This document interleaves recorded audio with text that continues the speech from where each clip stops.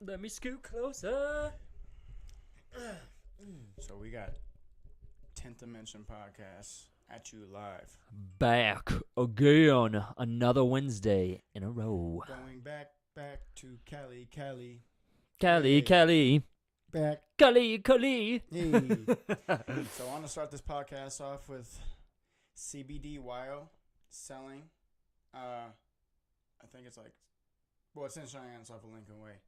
But all kinds of good stuff.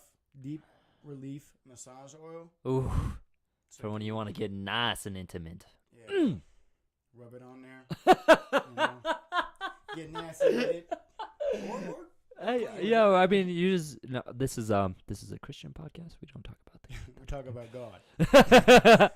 As well as the muscle and joint relief cream, Ooh. which I've tried out. I've tried out the massage oil, but it's not as fun when Yeah, it's by yourself yeah, that's true. because you're, But yeah, you're like yeah, getting all yeah, sexy for yeah, yourself. and it's like I gotta go masturbate now. All right, and clean up a little bit. Clean up something. The relief cream is 300 milligrams, and it is fantastic. Like, Gets you all nice it and gets me numb. all nice. And this is actually something that you put under your tongue, and it helps you. Sleep. Well, it helps you sleep first of all, but it kind of gets I believe, because you can't say it's medical term because of CBD, but I believe it helps me with inflammation Inflammation? and after workouts and stuff. So No, yeah. yeah, Fucking CBD, man. That's where it's at, dude. it really is. It's gonna be hot. It's already freaking hot. It's already hot, but in the states that marijuana is illegal, like CBD is popping. Oh yeah, for sure. I could see like CBD being. I could see a lot of like scientific research coming out of Yeah. CBD, right? But I think I think it's like a very valuable supplementation to your bodybuilding, powerlifting, fitness, life agenda, man. Yeah. Like if you have like an ache, a pain, you know, you're like really sore, it could potentially help you get that next push to, you know, make it through the end of a mesocycle or make it through a competition or whatever. I started taking it 2 weeks prior. the stuff that you put on your tongue 2 weeks prior to the competition, and it definitely mellowed me out, but it also inflammatory. Like it didn't make me as inflamed, so I wasn't as sore. Mm-hmm. And then right after, I took it as well for another 2 weeks. Or should I just stop taking it? Because I haven't really needed it. Mm-hmm. And also went to the muscle cream the cream. Yeah, And it all the works. stuff you I know. mean, I feel like it all works because you can't say Mm-hmm. it's Because proven. yeah, it has to be proven by science first. So I wanted to start kind of this podcast with a little story, and it's going to be very embarrassing for me as well as Jake. Why was it for me too? Yeah. Why is it for me too? I'm just going to go out and say it. All right, so. But no, we're not coming out. No, we're not coming out. No, it's Wait, gonna we're happen. not even in a closet. What are we talking about? So this one, my boy Bees, he's actually on the T and Beezy show, and we went out for his going away party. Yeah. Yeah, you remember that? Um. Oh, okay. All right, so Um. we're partying and stuff, drinking, having a good time. Well, me and Jake get really tipsy. Bees is out there on the dance floor getting just drunk. Oh, what you can't know tell. what's going on You now. can't tell this story Yes, right I now. can, bro. You And I cannot. will. And it's going to be funny. No, because it's we is not. dogs. All right. No. So he's getting on the dance floor with this girl. Well, with this lady. I can't call her a girl because she's a grown woman, and Yeah. she's not elderly, but she's older than me by quite a bit. And her friend comes up and says, "I'm gonna." Basically, she blackmails us into keeping us there. B's there because he wants to, Yeah, wants because to the work on old this. woman wants to get down and dirty, Yeah, you know. too dirty. Mm. And so basically, and this woman, how do I describe this woman? I'm gonna say I could put my money on she's seen some shit.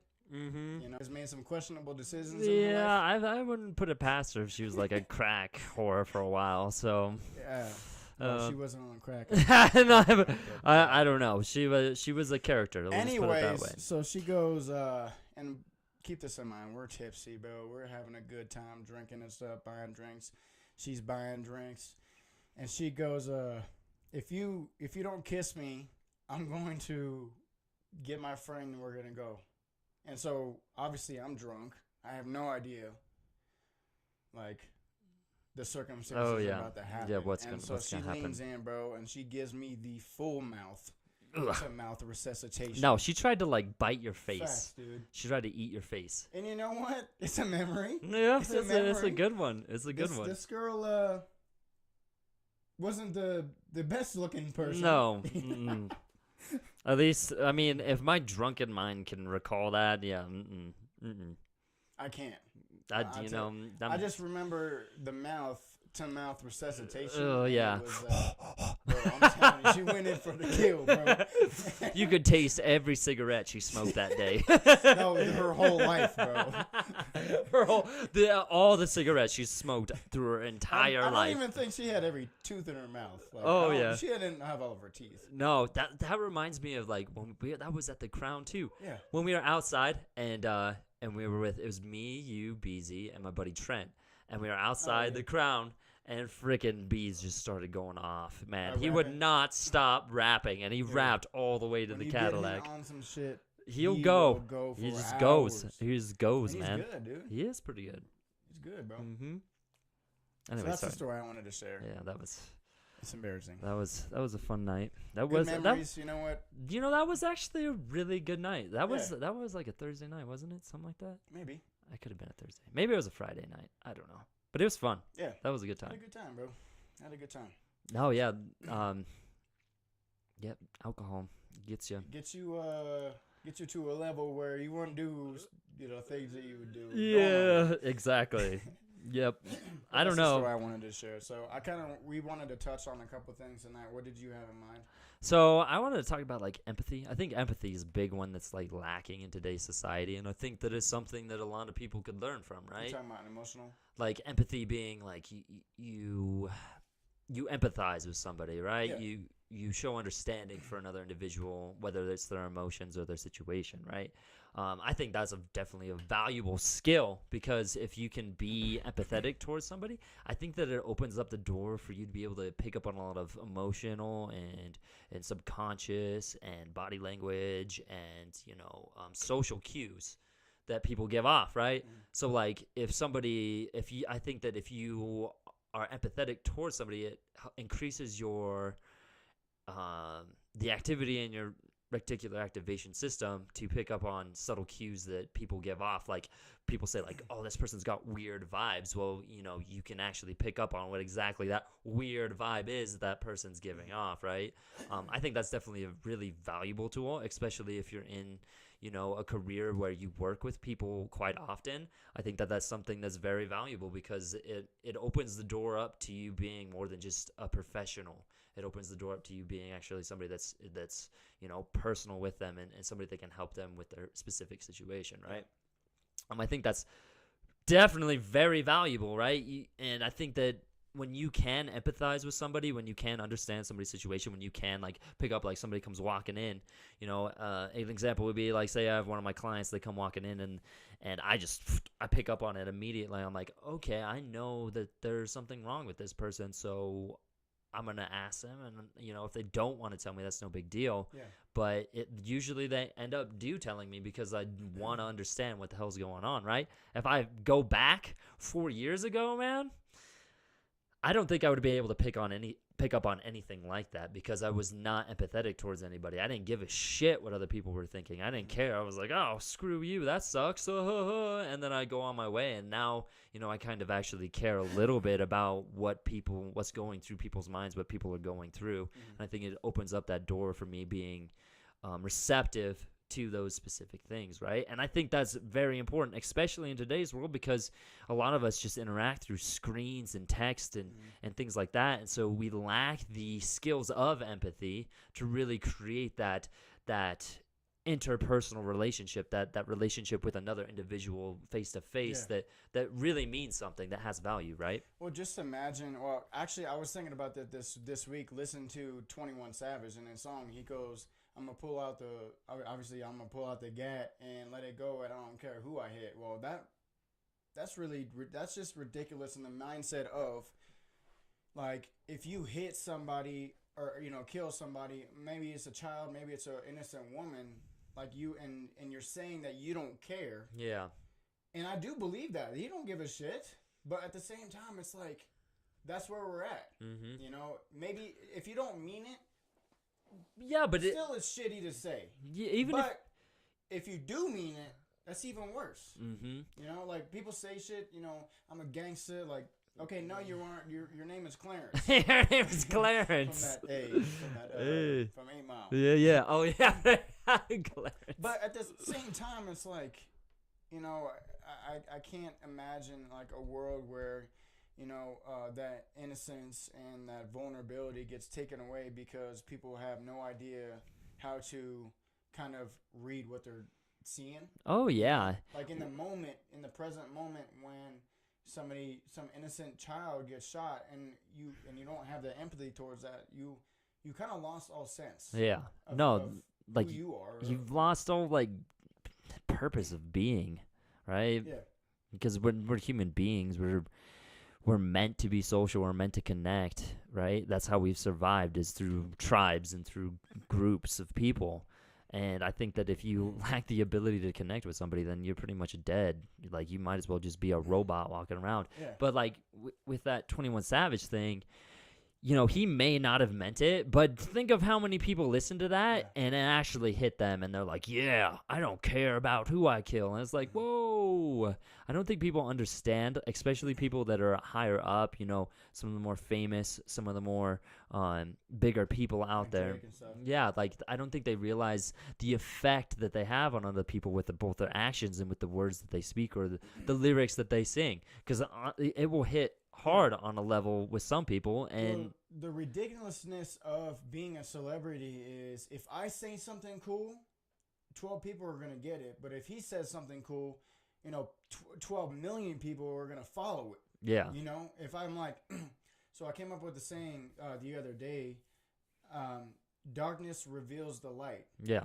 If that saying got out to some celebrity, that would be a national fucking thing. Mm-hmm. Something like Yeah. that. Darkness And then reveals the light. Boom. That's so simple, but it's like, okay, well, you're surrounded by complete darkness, and I'm not talking about colors. I'm talking about the situations. If you're surrounded by such sadness, but you find the small little details in your life to keep you going, that's the light. Yep. That's my meaning of it. Heck yeah. And then you have Drake saying it, and then just a bunch of people sit in the dark forever waiting for some sort of light to show. Yeah. I guess so. I don't know. No, that's a really good saying. I like that, because it is true. If you think about, I think we talked about this on the last podcast, but if you think about, we've talked about this on several previous podcasts, but you think about the most successful individuals, they've come from the darkest of situations. Yeah, I guess that would be a really good one to like feed into the whole confidence talk that I wanted to talk about. Because like confidence, I think, is a huge thing that's lacking as well in today's world, especially in men. Like, you think about it, like masculinity is just being freaking sucked out of society right now, and it sucks because you step up and you be a man, but you get criticized for it and made fun of for it, or he's a heretic, or he's a fascist, or whatever the hell it is. You do something that's masculine, and it automatically gets coined as something bad.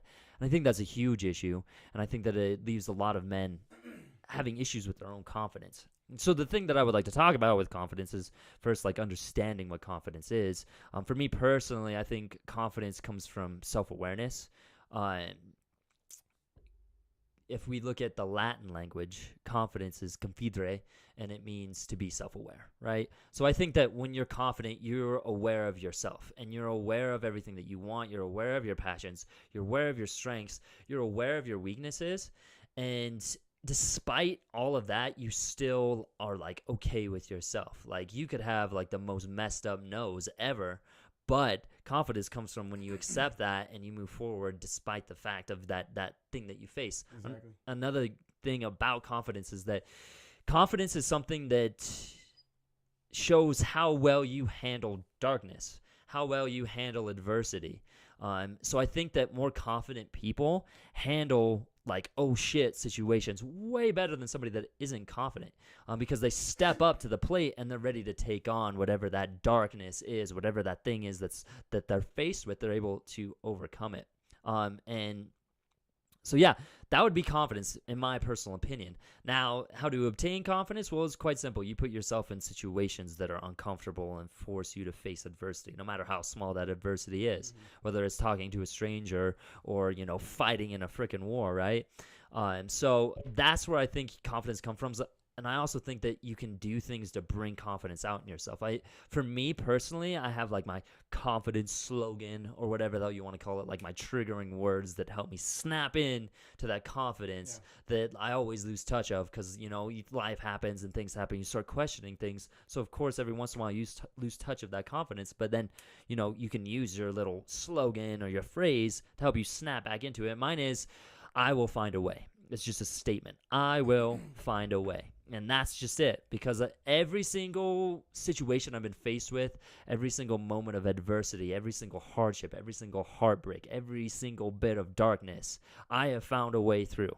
And so that is my slogan right there. Because I have always found a way out of the shit. Always. It doesn't matter how bad it got, I found a way out of it, right? Mm-hmm. And so that's what I love about my confidence slogan. Because it reminds me, like, whoa, dude, why are you being so self-conscious? When I say I will find a way, it reminds me of everything that I made it through, everything that I conquered, everything that I endured, right? So that's my little piece on confidence. That's cool, bro.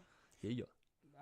Confidence definitely makes you feel like, if you have confidence, it definitely makes you more attractive. Oh, hell yeah. It makes you more, I want to say, confidence is so broad, though. You know what I'm saying?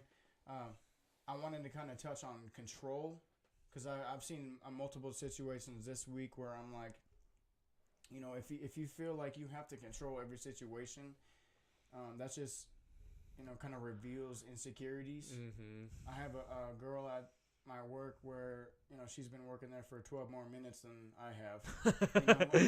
And she knows everything. Yeah. It's like, okay, well, she's telling me like small things like a metaphor such as like, remember wipe your ass when you take a shit. Like, okay, fucking I know that. Yeah, that's obvious. But that's the kind of thing. Exactly. Like common sense type stuff. Okay, well, it's just when people try to control you so much to where they have to tell you something that you already know. Well, they like try and micromanage everything. Trying to micromanage every little thing that you do because they want to feel more in power.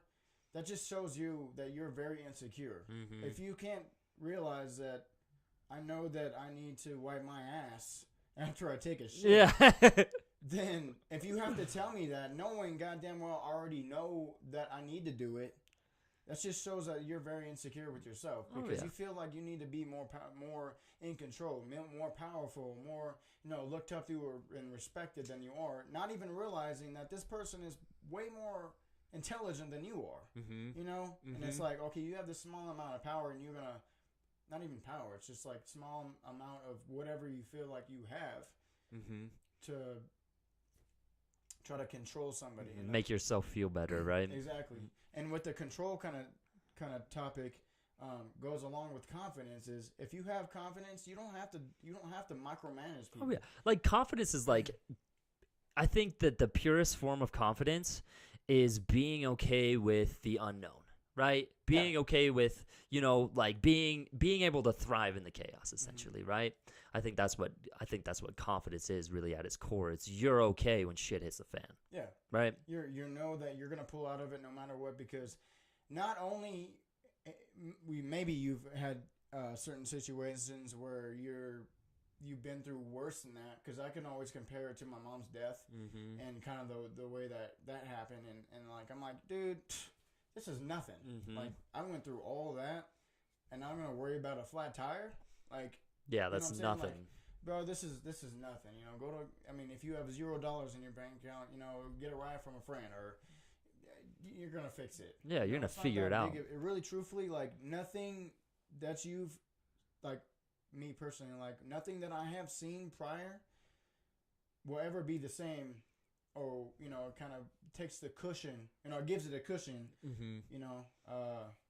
like takes the edge off, right? Yeah, of the situation. Like, well, I got a flat tire and I've got no money in my bank account. You know what? It's gonna be okay. Yeah. God's gonna help me through it, Mm-hmm. and I've been through way worse. Mm-hmm. So this is nothing.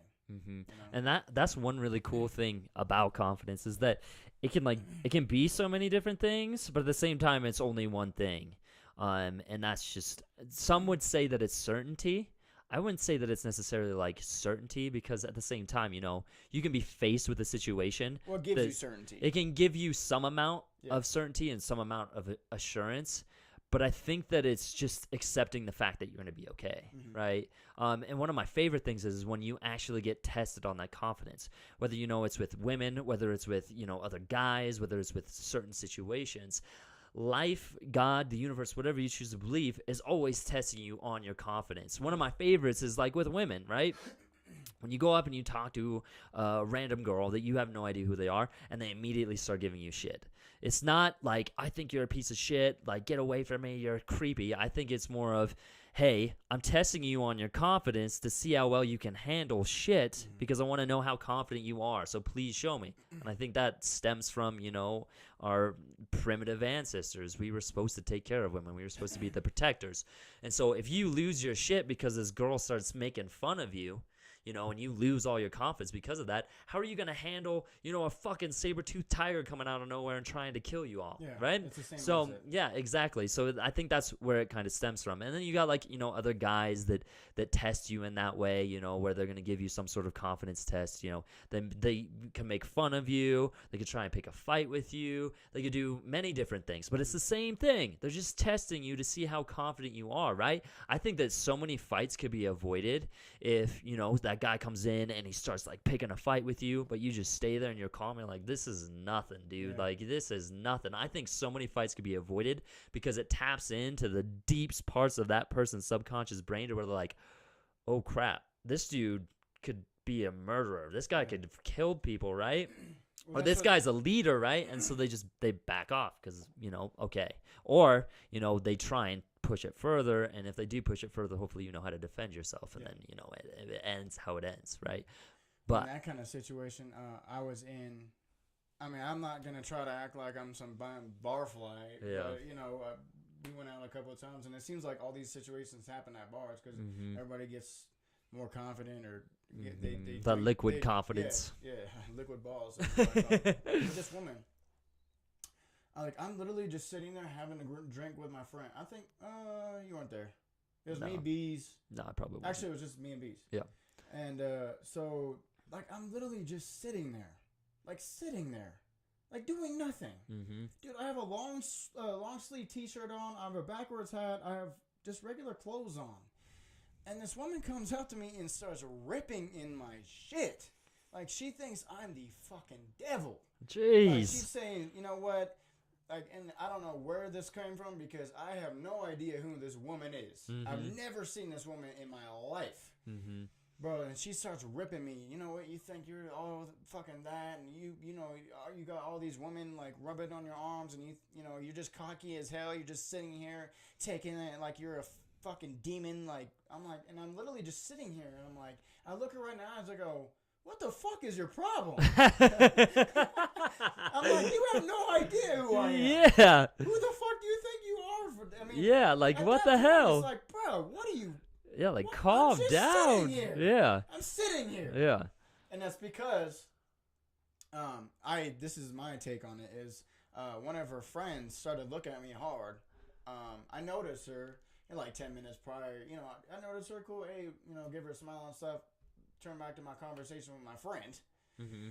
And she just starts ripping me a new woman. And that's because she didn't have the confidence. She was very insecure with herself. She had to rip on me because it's my fault that her friend is attracted to me, and I'm not attracted to her. Mm-hmm. In that situation, and that all comes back to control. Mm-hmm. You think you have so much control of this person's confidence, like you were talking about. You think you have so much control over your friend's eyes or being attractiveness that you have to come over to me and get in my face because I don't think that you're attractive. Mm-hmm. That's all control. Mm-hmm. Oh, yeah. Totally. It's all control. Mm-hmm. And No, and you know me. I mean, a lot of you guys know me. I feel like I'm the most humble person. Like, I try to Whatever, you cocky ass. I'm cocky. But, like, I try to be the most humble person that I can be. You know? I'm not better than anybody. Mm-hmm. And if you think you're the biggest dude in the gym, fucking congratulations, bro. Yeah, I want you to. Yeah. Be better than me. Yeah. Because, you know what? If you compare yourself to me, then you're hindering yourself because you could be greater than I am. Yeah. Or will be. Yeah. Or something like that. Oh, yeah, for sure. Well, I mean, at that point, when I love that, like when you have somebody that comes up and they size you up, they're comparing themselves to you. Yeah. I'm like, congratulations, you're better than me. But are you really better than yourself? Because right now, you're already knocking yourself down lower than what you could potentially be. You know, because who knows? I could just be this big piece of crap, and you're like, yeah, I'm better than a piece of crap. And it's like, yeah, but you could be a freaking piece of gold, you dumbass, right? So, like, whenever I have that happen to me, that's my favorite thing to do. Is like, congratulations, you're better than me. And then I move on, because that just shows, one, that I'm confident in myself, and that I'm okay with who I am, and I'm not insecure to compare myself to other people, right? And not say, ooh, I'm bigger than this guy. It means I'm better than him. It's like, there could be so many things that, you know, smaller guys that are better than you at, right? Exactly. They can, you know, and that's just the truth of life. Things aren't black and white. It's more gray. And so I always find that funny. I actually have a story to link to all of this, and along with confidence. So when I started training and I started getting bigger, I got huge. There was a point where I was like, I mean, I was pretty high in body fat, but I was strong and I was huge. I got up to 194 was the heaviest I got, and I felt like a monster. And so we went camping with my family, me and my ex-girlfriend Shelby, and this was at Canyon Ferry. And we were sitting there, we were having a great time. It was like day 3 that we were on, and we seen these like this redneck group of guys, this like hillbilly people, and they like start going out in the water, jumping in the water, swimming around. Well, they swim out to these random people. They have no idea who these people are, and they steal their raft. And I'm like, what the fuck? I'm like, they better not try that shit over here, because that's not cool. Yeah. So anyways, the next day we like pack up and everything, and we left one of our possessions there, and it was my cousin Taylor's ball. And my cousin Taylor's autistic, okay? So he left his ball there on accident, whatever. So we go back down to the beach the next day, and we're chilling.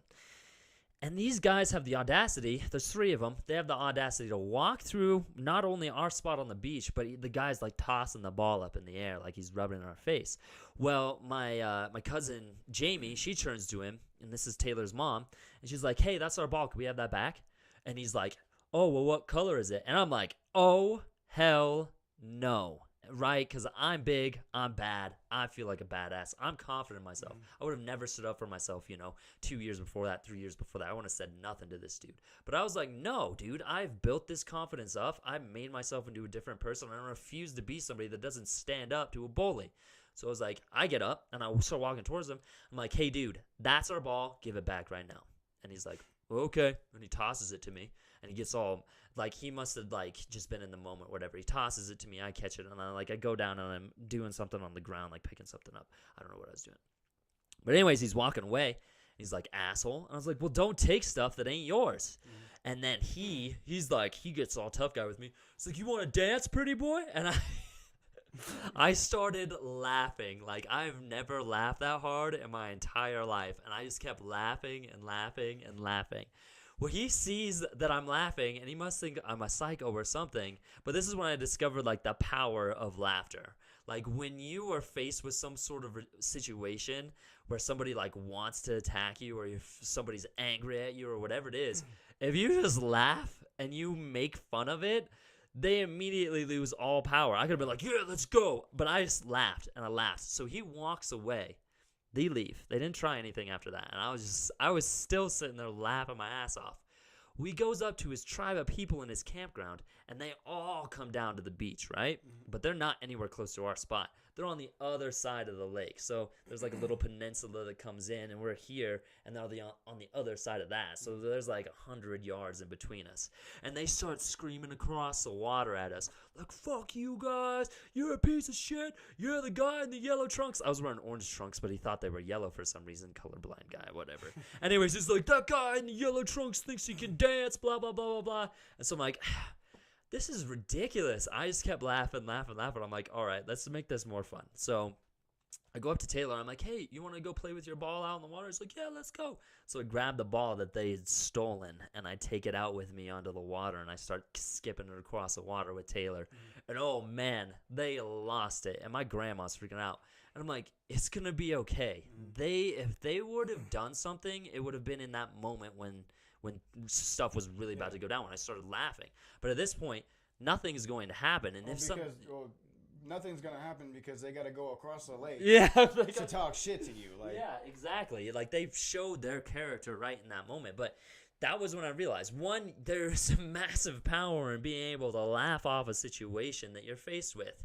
Because if you show that you're laughing and that you don't freaking care what this person says and what they said actually made you laugh, it means that one, you're not afraid of them at all. And if they mess with you, then obviously, they're going to get made a fool of more so than when they made you laugh.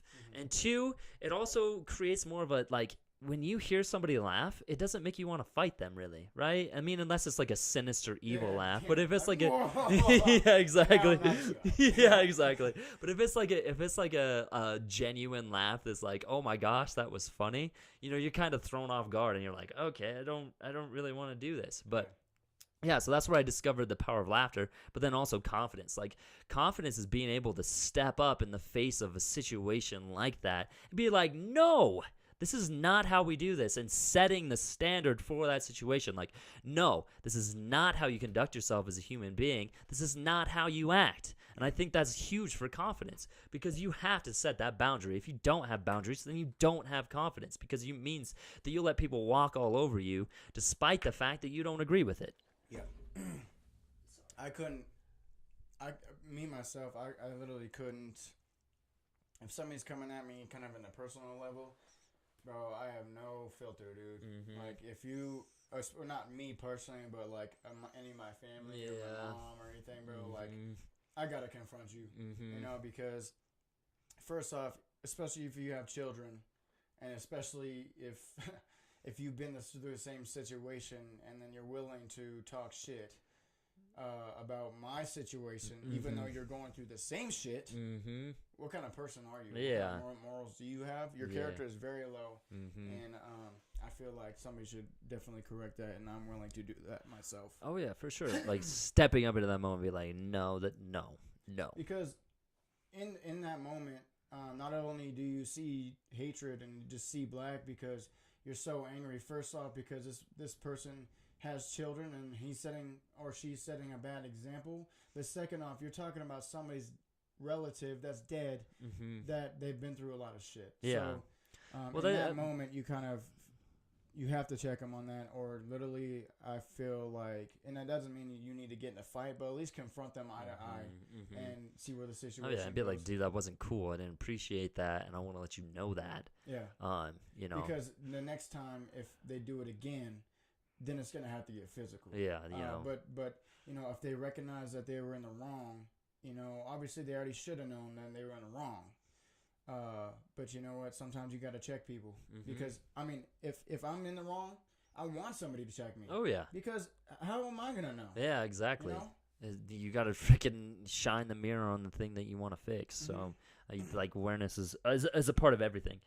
So, anyways, we had Courtney Wilson on here. Okay. She has a question. How do I get motivated to get back to the gym?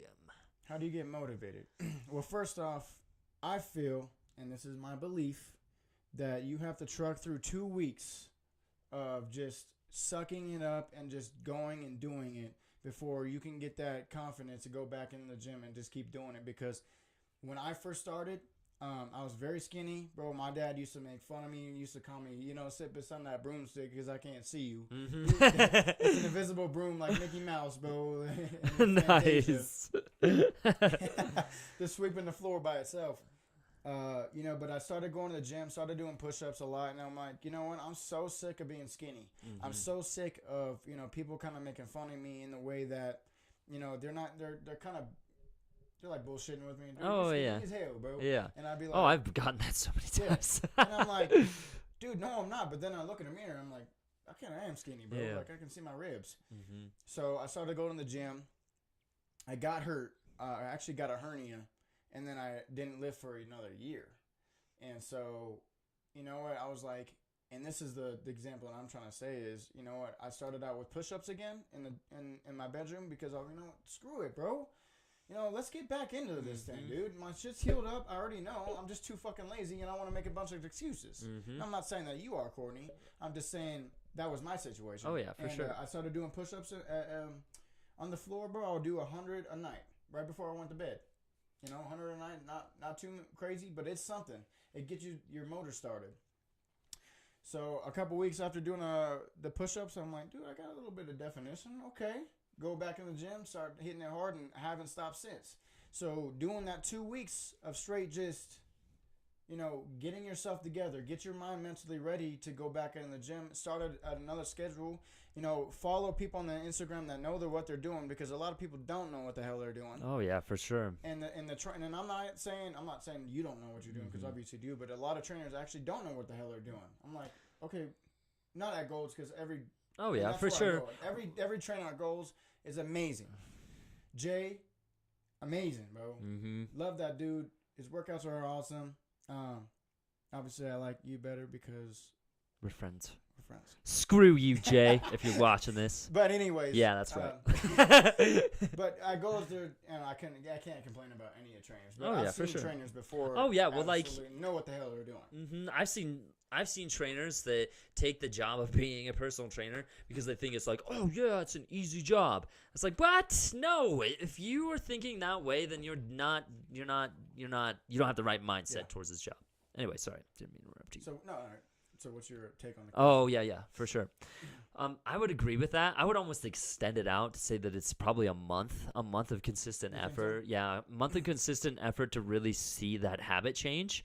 But I think that the biggest thing and the thing that has helped my clients the most, and just people in general the most with any sort of goal they're trying to reach, is that you need to have a really good reason why. And no, I'm not even going to say really good. You need to have a freaking amazing reason why you want to do this. You have to have the desire to want to do this. And you have to have a really good reason why you have that desire, right?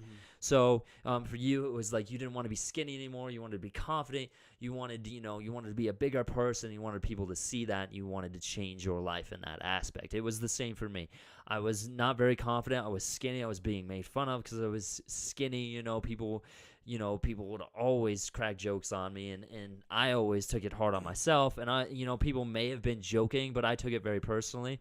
And so that was me too. I wanted to be somebody that was bigger, that was better, that was stronger. It was something that I desired more than anything. It was like, I'm going to make this happen because I want to be more confident with who I am. And it's not necessarily about having a bigger body. It's knowing that I have the capability of creating something essentially out of nothing, right? And taking something taking the cards that I've been dealt and actually playing it like it's a good hand. Yeah. And so for you, Courtney, I'd recommend is have a really good reason, something that just motivates the hell out of you. And the more it charges your emotions, the better. Prior to working out. Yeah, prior to working out. You should have a reason why. One of the best reasons, and this is kind of sad, and it's kind of sad that this happens to people at this point. At this point is when it happens to them. But, you have diabetes. You have diabetes. If you continue down the path where you're on right now, you will die. Yeah. You need to exercise. You need to do something. You need to do something for your metabolism, for all of that stuff, right? So, or like you're going to die if the biggest one is you're going to die if you don't exercise. If you don't change your life situation, if you don't eat healthier, if you don't go to the gym, you're going to die, right? That's one of the best motivators because people don't want to die. Exactly. And that's one crazy thing about human nature, about humans themselves, is that we don't do anything unless it's out of necessity, right? We, like it, with the planet Earth, people are trying to push clean energy, yada, yada, yada. And me and Dion have talked about this before too. They're pushing for clean energy, but we won't start figuring out how to use clean energy and how to save the Earth until the Earth is on the brink of destruction, until it's like in our face and it's like, oh shit, we got to survive. Yeah. It's like humans way back in the day. It's like, hunger. Hunger's a big one. Hunger is like one of the most motivating things in the world. It's probably the thing that made us ascend to where we are now. Yeah, it was like, we're starving. We don't have claws or teeth. So how do we get food? This bear has claws and teeth. What do we need to do? Well, we need to make claws and teeth for ourselves. And so we made weapons and we killed animals and we weren't hungry anymore. But we created that out of necessity because we knew if we didn't get food in this amount of time, we were done. We were dead. It's the same thing with water. How do I find water? I need water. If I don't get water, I'm dead. So that necessity comes into place. That's why with working out, if you know you're going to die if you don't work out, you're going to work out because now it's a necessity. So the more you can the better the reason you can create, and the more it comes from necessity, the better it is going to be for you. For me, when it came to my reason why I wanted to get bigger was it was a necessity for me because it's like, holy cow, I kind of zoomed forward in my life and I kind of looked at my 5-year plan, like where am I going to be in 5 years? I was like, holy cow, I want to be stuck in the same situation if I'm just keep doing this. And so I made it a life or death matter. I was like, I'll be dead. I'll be close to death or dead. And not even in the sense of like actual death, but in the sense of who I am and who I want to be. So create necessity for your reason, and I think that it will motivate the hell out of you. And the more emotionally charged it is, I think the better. So that's a good point. Mm-hmm. I kind of want to touch on the fact that I've asked hundreds of women, you want to get in the gym, what are your goals, and that's kind of like the dating thing, what kind of what are your goals, what you want to accomplish. And a lot of women kind of target the physical realm, like, and it really is an excuse. Mm-hmm. It's like 100% an excuse. I mean, men do it too, make excuses, but the women make this excuse exactly is, I don't want to look too muscular. Yeah. I don't want to be one of those women on a bodybuilding channel. But you got to understand, if you don't know anything that you're talking about, then you just sound not educated. Yeah. I hear that a lot, and it's so funny. I don't want to get too muscular. I don't want to look like too manly. Like, you don't understand how much work that would take to even get to that level. Like Iris Kyle, or Kyle Iris, or Iris Kyle. I don't know who you're she was a black bodybuilder, and she won like 8 Miss Olympias, and just ridiculous. But she was in this industry for like 30 years. Mm-hmm. Okay, well, you're not going to go to the gym for 2 weeks and just be Iris Kyle. Yeah. You don't understand that. Like, it takes a lot longer than that. Like, I don't want to look too muscular. Well, do you want to look a little bit toned? Yeah. Or do you want to go overboard and maybe get to the diabetes? Look like a potato on freaking chopsticks. Yeah, bro. You don't want to look like my 600-pound life. Yeah. Oh my gosh, that show. Oh man. No, that's funny. I always hear that so much, and it's over and over again, and I always have to remind them that you do not have the hormonal makeup to create. You don't have the physiology. Yeah. To create a muscular body like that looks masculine. And women put on fat much more because they need that to procreate. Mm-hmm. To have a baby. Mm-hmm. Because what do the babies feed off of? The fat. Mm-hmm. So they feed off the mom.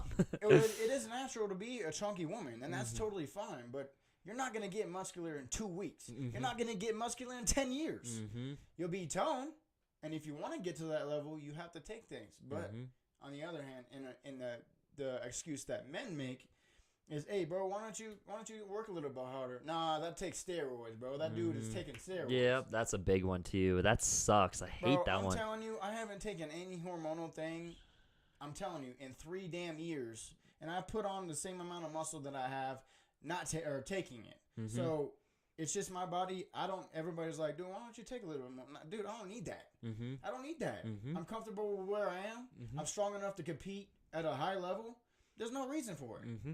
Do I want to win? Obviously, I want to win, but I don't have to. And it's not even cheating because everybody's taking. Oh, well, it's not cheating.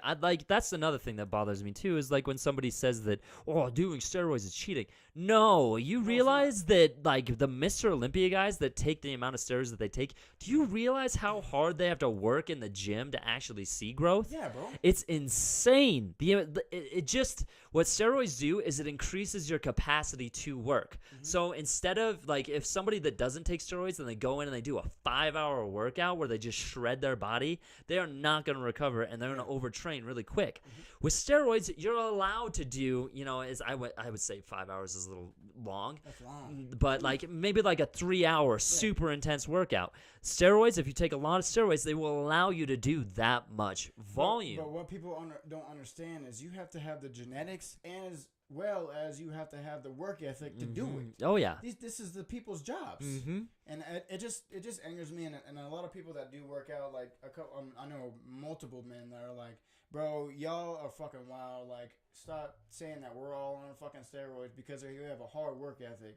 It's ridiculous. No, that's stupid, and I think people use that as an excuse a lot. Well, and men and a lot of the people that you'll see is the guys that haven't figured out how to crack their code, right? Yeah. And that's what I like to think that I like to do, or that's what I like to think that my job is to crack the code. I'm a hacker. I'm a body hacker. I go in and I hack your body, and I figure out, okay, what do we need to do in order to get you the best progress, right? And that is my job because I know how to do it. I know how to go in and hack my own body, and I know how to go in and hack other people's bodies to find the best algorithm, if you will, that's going to get you the best results, right? And I think that people that make that excuse of, oh, this person's doing steroids, they're trying to do what people on steroids are doing. Yeah. They're reading the muscle mag and like, oh, yeah, I'm going to do this workout because this guy's this big because he does this workout. I was like, no. That's his plan. He's taking a shit ton of steroids. Well, that's his code. That's his code. Well, that's not your code. But not even the steroid. Obviously, you have to have the genetics to take the steroids to be that big. Oh, yeah. Not only that, you have to follow your diet plan. You have to follow your workout plan because not every workout plan is going to work for you. That's just the facts of it, I found my code, bro. You told me what it was. Russian volume. Oh, German volume training. Yeah. German volume training. Where it's a bunch of reps in a small amount of time. And obviously, I work out for 2 hours a day, but it's a bunch of reps, small amount of time. Most of them are half reps if I want to go for 30 reps. Full reps if I want to go for heavy reps, but just a bunch of reps and in like I said, a small amount of time. That's what gets me, but that's not gonna work for everybody. Some guys may grow off of 3 sets a day and just doing strength training. Some guys they may have to do twice as much as you to see the same amount of growth because their bodies can just handle more volume. It's funny, you'll see in like scientific studies, they'll have like their massive cluster of results from your average people, and then they have their non-responders, and it happens a lot in like volume studies. They're studying reps, sets, and weight, and you'll see your non-responders down there, but they're only going up to like 10 sets in some of these studies. And it's like, well, what if they would have went up to 15 or 20? Would those non-responders down there, would have they possibly made it up to the cluster and gotten results? Because they don't have the same amount of they don't have the same bodies as everybody else. It really angers me at the people that, I just don't see that many results. Well, first off, you have to stay in the gym because this is not, and I will express this every single damn podcast, this is not a 3-week challenge. This is not a month challenge. This is not a 2-month challenge. This is a way of life. And the people that complain about how hard it is or, I just don't have the time. Okay, well, I don't know your life. I can't judge you on it. But I have 3 damn jobs. I picked up another job this damn week. Damn. Yeah, bro. I go to school. I work out. I personally can make the time, but that's because I'm passionate about it and I make the time for it. I don't have no children. But what we're going to do, and keep me on this, guys, is we're going to start doing at-home workouts on the Instagram. So, we'll go in the gym. Tell you, you could buy what are the bands, like $10? Oh yeah, like your elastic bands, you can get probably a full set for a good $50. A good fit, and they're good. They will work you. They will tone you. They will get you stronger. Well, there's no excuse, dude. You could use body weight to get big. Yeah. I mean, not to get huge, but you could use body weight to get fit. Yeah. Calisthenics are fantastic. There's just no excuse. I just hate when people, I don't have the time. Well, okay, what do you got 15 minutes before bed? Yeah. There's the ground, push the earth up, or do 10 squats, dude. It doesn't matter where you're starting at, but just continue getting better. Like and that's in the fitness life. That's the fitness lifestyle. So You know, Yeah, start small. if you want to. If you don't want to do the fitness thing, if you don't want to, get your body better, you don't have to. Yeah, you don't have to. That's the joy about being a human. Mm-hmm. You make your own. Well, You got your in choice. America, at least.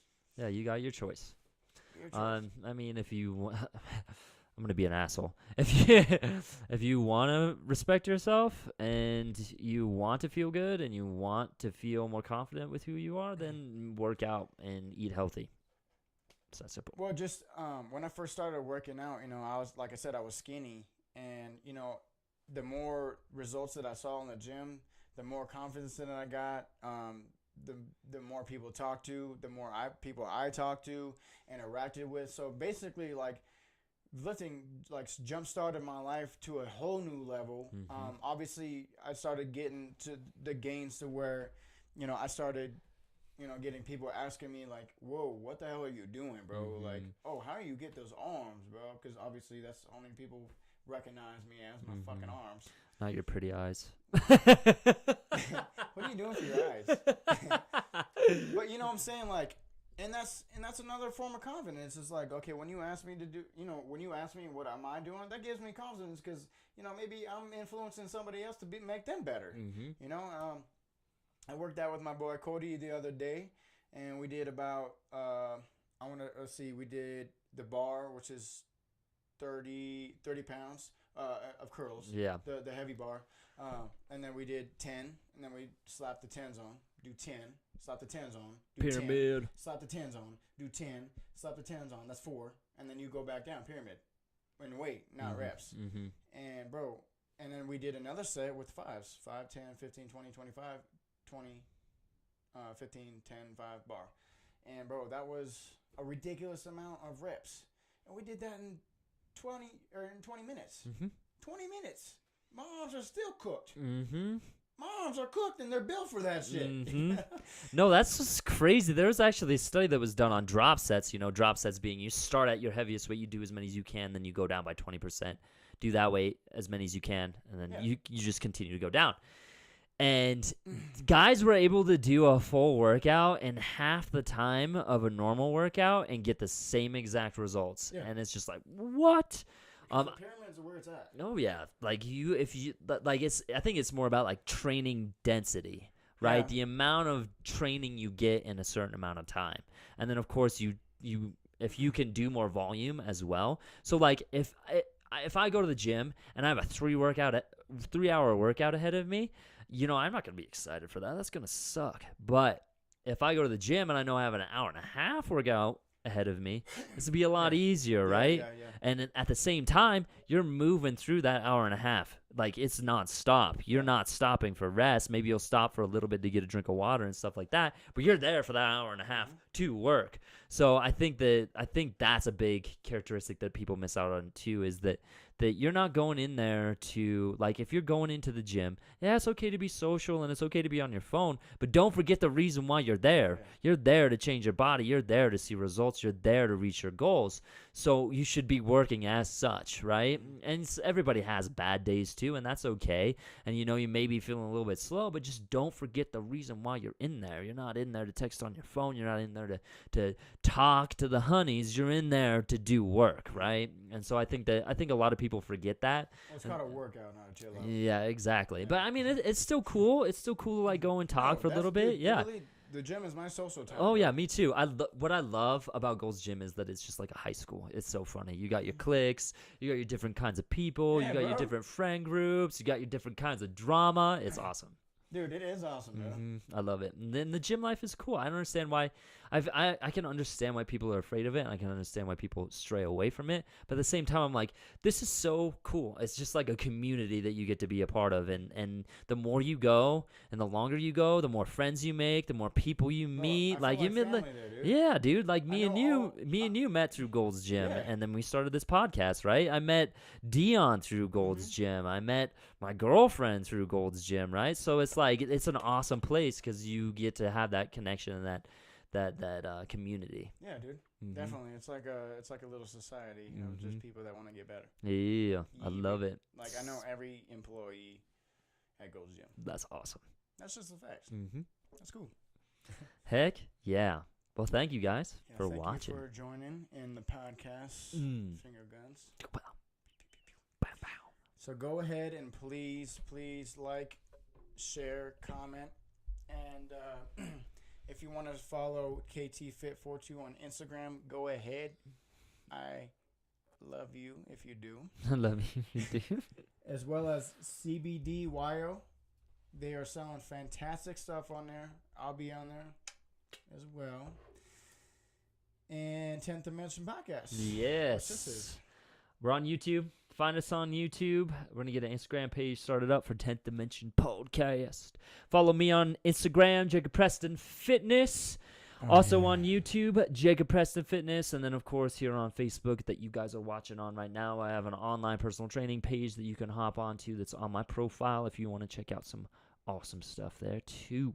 We thank you for watching. Make sure you like, comment, share. If you have any questions, post video, post live video, feel free to ask. We'll get right to you. And don't be afraid to comment. Mm-hmm. You know, I'm glad we got a comment today. Yeah, thank you, Courtney. But I like addressing people's comments because, you know, hopefully they respect our opinion enough to ask them. Well, that's the biggest reason we do the live podcast is because we want that interaction. We want those questions coming in. And, you know, we want to be able to answer those questions for you to the best of our abilities because there have been times where we've gotten questions where like, okay, I don't know what that means. Well, thank you guys. Keep that pinky up. Big dreaming apparel. Peace. Love.